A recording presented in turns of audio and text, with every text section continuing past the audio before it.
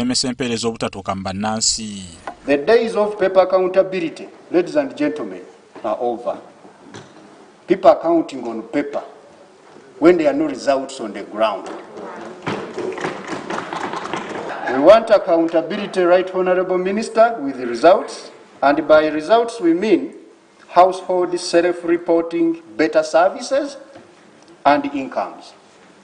Let the people of Uganda be the ones to tell government that now we have received clean water. Gobi agambye nti obuzibu obusinga bubadde buva mu kutulakutula mu programu za gavumenti ne zitagasa bannansi. Where we pump money in certain areas and the people are saying we don't see any impact on our lives.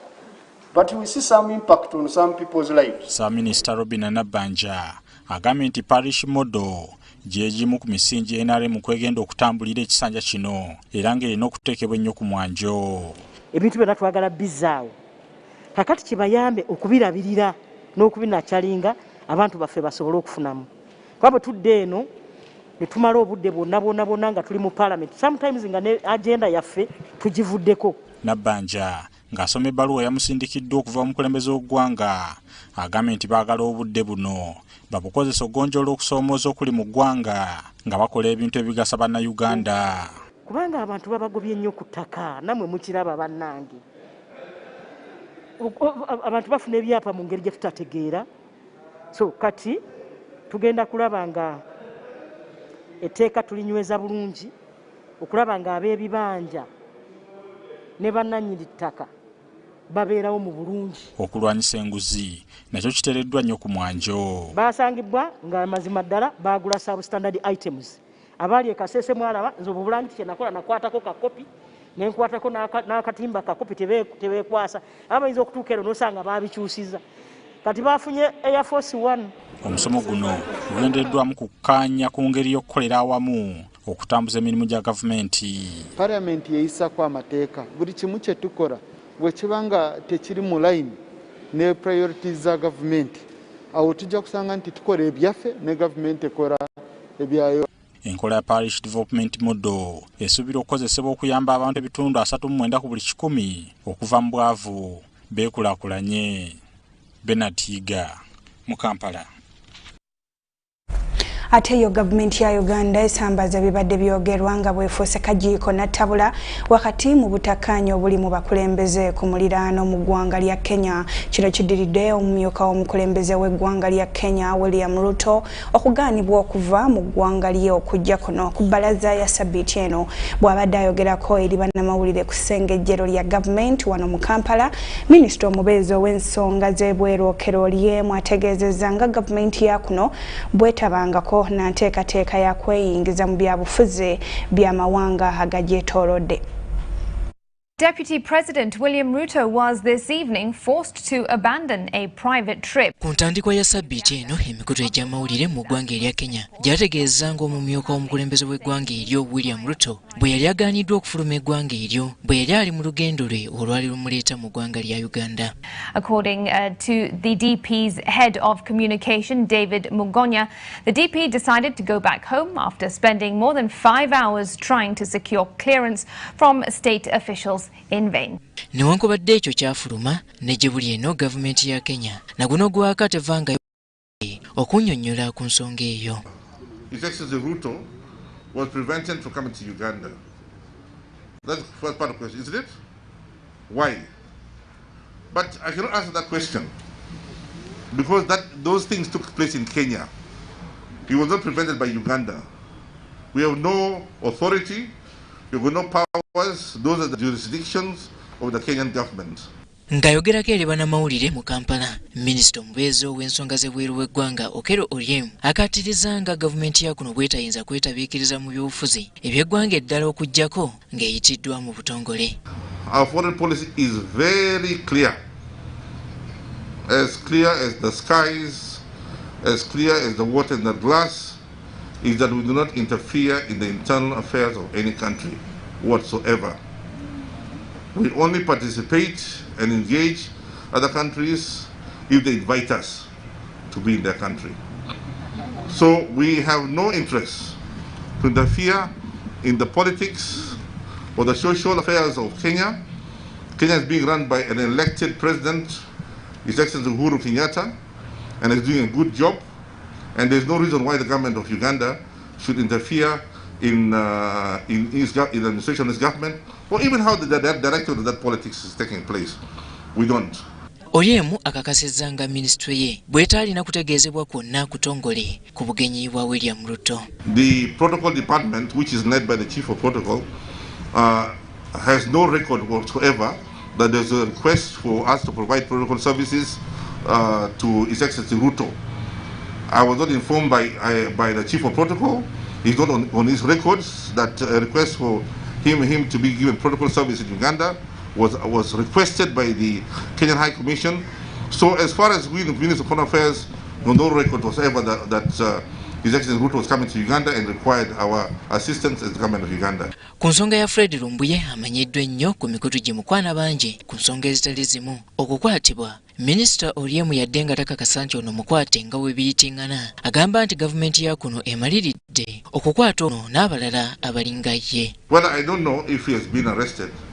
I heard that he's been arrested. And if he's arrested because of a crime he committed, then he deserves to be arrested because he committed a crime.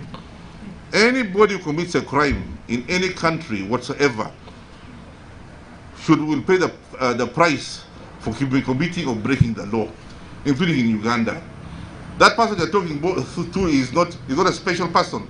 Who is he to think that he can be above the law, irrespective of where he is? Singa kinakakasibwa nti kituufu Lumbuye akwatiddwa era n'akomezebwawo kuno, Oryemu atubuulidde ne ku misango egiyinza okumuvunaanibwa. Well, one of them, amongst others, is inciting sectarianism, inciting abuse against the president, and I'm sure that there might be others that can be brought against him. Nze Robert Onyango, wano mu Kampala. Thank you. Webale nnyo munaffe Robert Onyango bwe neeyongerayo minisita wa Kampala Miss Kabanda ng'awerekerwako abakulembeze abalala abalambudde ebizimbe mu Kampala okulaba engeri gye beetegekeddemu okugulawo abasuubuzi baddemu okukakkalabya emirimu gyabwe. Olw'okweteekerateekera okuggulwawo okw'ebizimbe mu Kampala nga biteekeddwateekeddwa bulungi olw'okwewala okusaasaanya ekirwadde kya COVID-19, minisita wa Kampala ng'akolera wamu ne b'ofiisa okuva mu kitongole kya Kampala Capital City Authority balambudde ku bizimbe bino.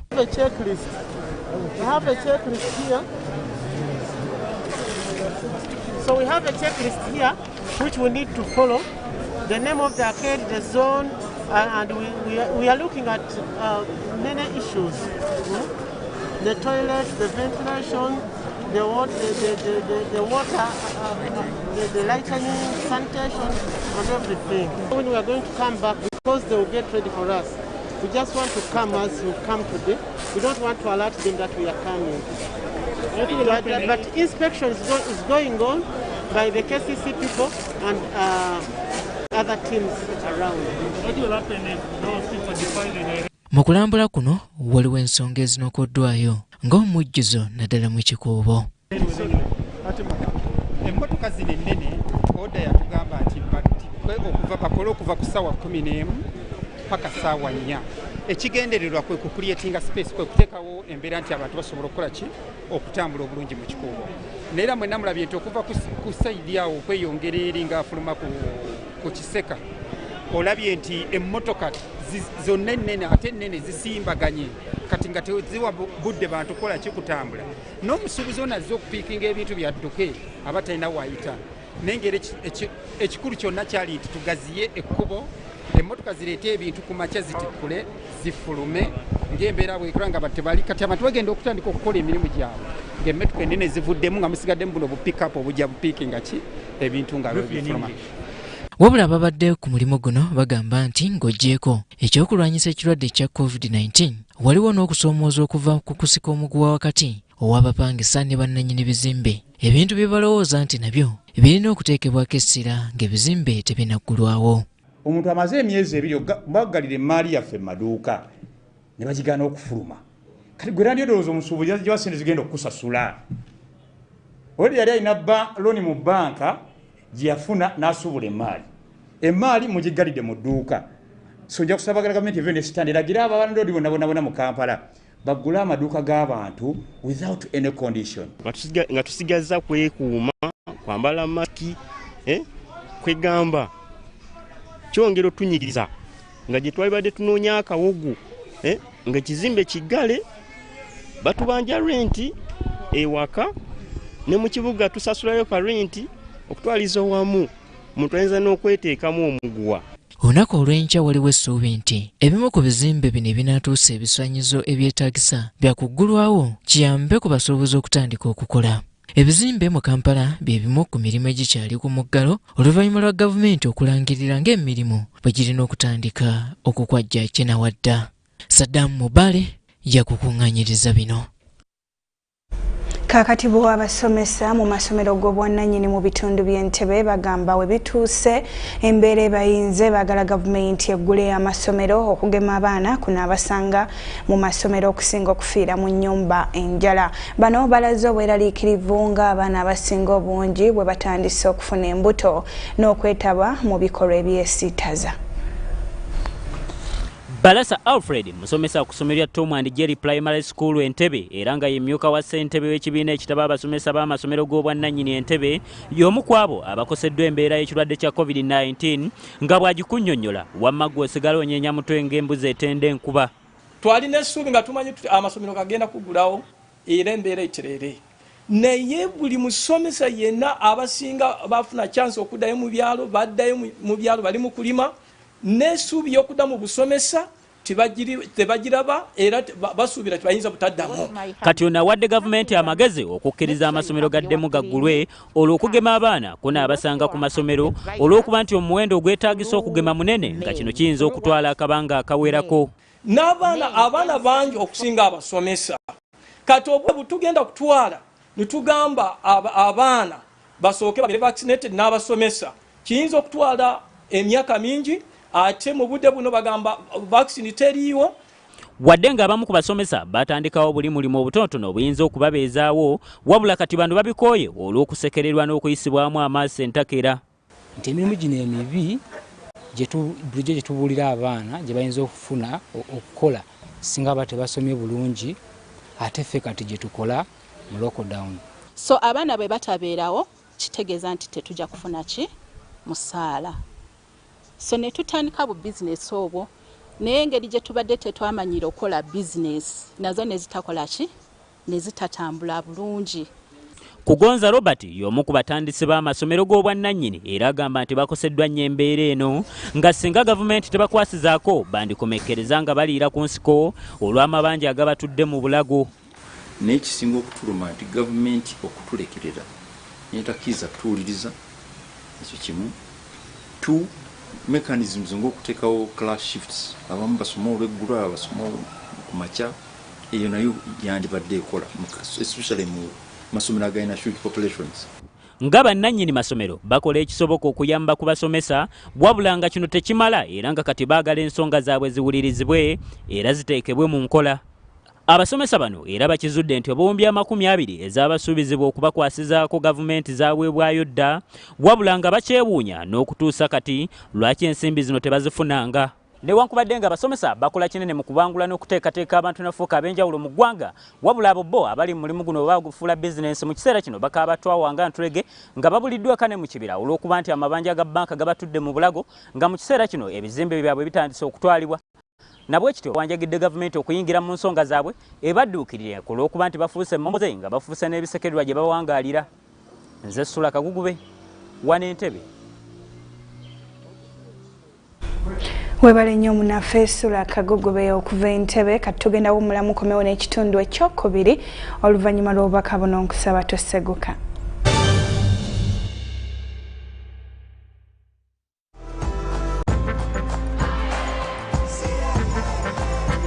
Uganda, today is a great day to work towards your dreams. Dial *185*7# and select savings to save as low as 500 Ugandan shillings on regular savings or 250,000 Ugandan shillings for fixed deposits.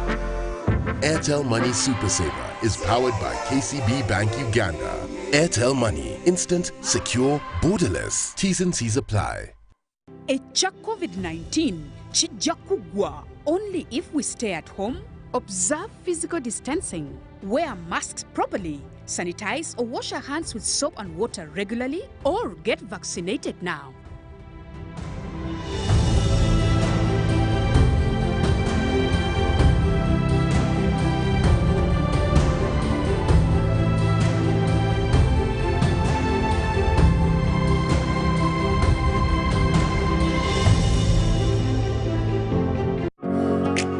It's no secret that ICT makes learning easy. The strides made in our field couldn't be possible without it.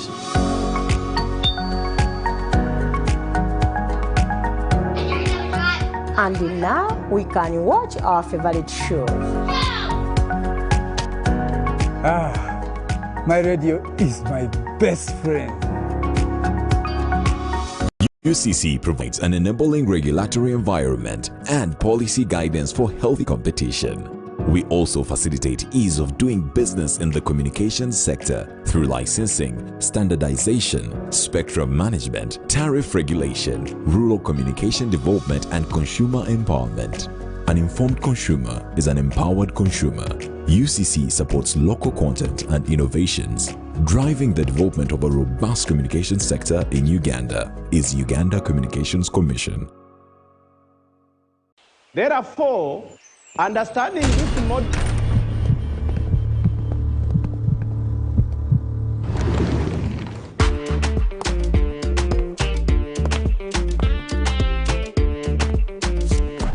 Excuse me, lady. Who do you think you are? A queen? Haven't you heard? Get Airtel Chillax bundles and browse like a queen. Get Airtel Chillax bundles that do not expire and browse like a queen or king. Dial *175# or use My Airtel app. Airtel, the smartphone network.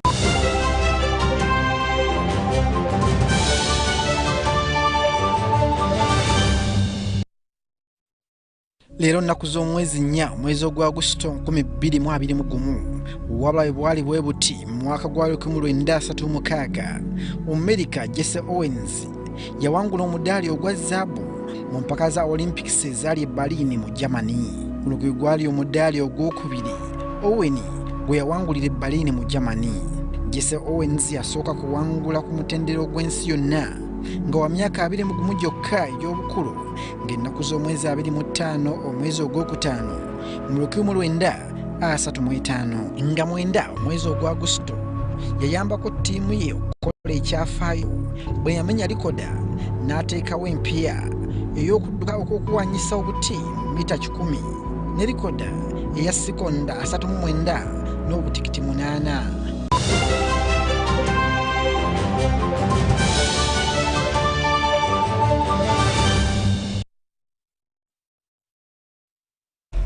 Webale kutwekumirako wano ku UBC LEERO kino kitundu kya kubiri era kankitandike n'abatuuze abasoba mu 3000 mu ggombolola y'e Bukakata mu disitulikiti y'e Masaka basula kutebuuke oluvannyuma lw'abantu abatannaba kutegerekeka okutandika okubalagira okwamuka ettaka lino kwe bawangaalidde emyaka n'ebisiibo. Ettaka lino liweza square miles 3 n'akatundu kamu era katobefune.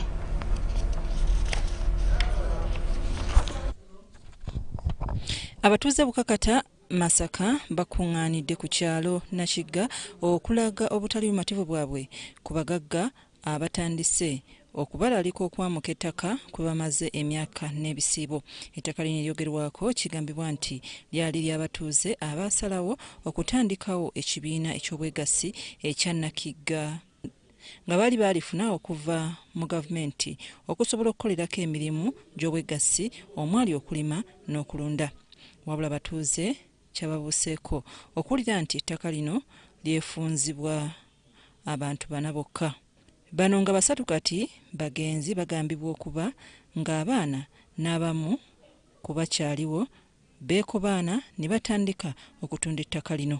Abatuuze mu lukiiko luno balomboojjedde omubaka Kanyike ennaku gye bayitamu omuli okutiisibwatiisibwa ab'emmundu, okukubwa kibooko, obutabakkiriza kukolerako kintu kyonna ku ttaka lino, sako n'abantu abasima ebinnya mu ttaka lino ebigwamu abaana n'ensolo zaabwe n'ebirala. Kaakati batugoba tulagewa. Ettaka lino ffenna libadde litwoze ettaka lino era nga tulimanyi nti ddala nga bwe bali kugambye liyinza okubeera nga lya gavumenti ate bwe tuba tugaziyizaamu oba olyawo nga lyerya kabaka alima lumonde ekyamazima oba omulese mu bbanga bw'onajja myaka 5 ojjamuwa omutwalo gumu asobole okusimba emabegawo bakikola mu bugenderevu ffe tuli bagagga wano omukono bwati mu lukiiko mwali n'akugamba gwe toyogera gundi yabayogera naye nsaba okole kyonoosobola kyonna n'obuvunaanyizibwa abaana baffe bafune emirembe dda wajja nasala essubi wano n'agenda n'azaalira ttaka lya buli muntu yenna ali mu zooni mugombolola y'ebukakata ate mu ttaka lino buli omu newe bukakata alundira wano newe saba okusinziira ku bungi bw'ente eziri wano abantu baffe abalunzi abali wano ate nga nagwo omulimu oguvaamu ekiyamba eggwanga ettaka lino erisigaddewo libalekerwe kubanga ettundutundu erimu lyaggyibwako. Sipiika wa disitulikiti y'e Masaka Francis Kimuli asabye buli muntu yenna gukikwatako okuvaayo ataase abantu bano bawone obutabundabundira mu nsi yaabwe. Nti ekirungi abantu baffe balina ebiwandiiko tugenda kulwana tugenda kukozesa amakubo gonna bwe kiba kinesagiramuko tujja kugendamu bwe kinaba kyetagisa kuwandikira minisitule nga bwe ngendo giwandiikira tugenda minisitule y'eby'ettaka tugenda giwandiikira abantu baffe basigale ku ttaka lyabwe. Kanyika asabye abatuuze okusigala nga bali bumu okusobola okununula ettaka lyabwe. Bonna n'amalalo gaabwe gali kuno g'abakadde baabwe so kati bw'osengula omuntu muno bw'omusengula wano oyagala agendewa bw'ojja okusanga babondabonda n'ente zaabwe kitasobola kukkiriza. Wabula mu lukiiko luno ssentebe w'ekyalo Nakigga Kasanje Birinzi Kintu Joseph abatuuze gwe balumiriza okwekobaana n'abaagala okubatwalako ettaka asambaze ebibadde bimwogerwako. Saba okusinziira ku bungi bw'ente eziri wano abantu baffe abalunzi abali wano ate nga nagwo omulimu oguvaamu ekiyamba eggwanga ettaka lino erisigaddewo libalekerwe kubanga ettundutundu erimu lyaggyibwako.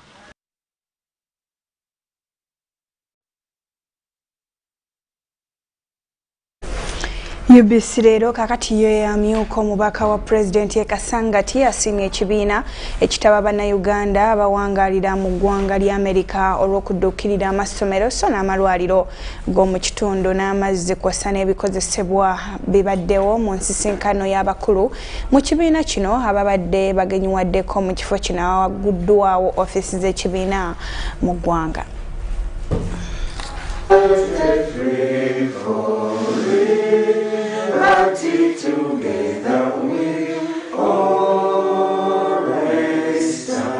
Abantu b'e Kasangati abamu bayita mu kusoomozebwa kw'ebikozesebwa mu bulamu obwa bulijjo omuli amazzi n'eddagala naddala mu malwaliro n'amasomero.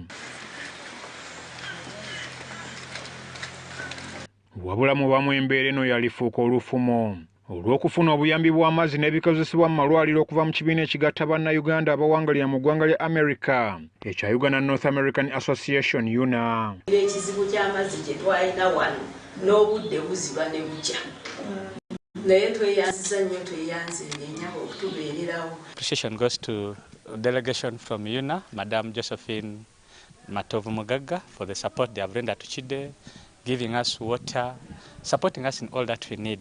Olw'obuyambi obw'enjawulo UNA bw'ezzenga etuusa mu Kasangati ne Wakiso okutwaliza awamu. Amyuka Lwadisi wa Wakiso atwala ekitundu eky'e Kasangati Jemba Moses kwe kwebaza bannamukago guno obuteerabira nsibuko yaabwe. Ono era akuutidde bannayuganda okwettanira okugemwa COVID-19. Baza UNA n'abagitwala mutuufu bakoze omulimu munene nnyo mu Kasangati muno.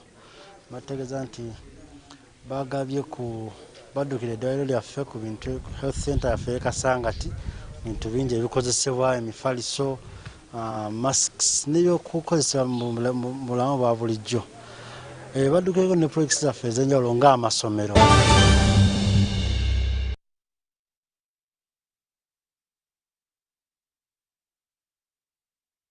Tuze nnyini ziziyise ku ssaawa emu ey'akawungeezi olwakadde gano ge tusobodde okukutuusaako nze Marion Nakitene ne munnange Yusufu Ssenyomo wali mu lulimi olw'obubonero atakuumira mpeera ku nkuumire weeraba.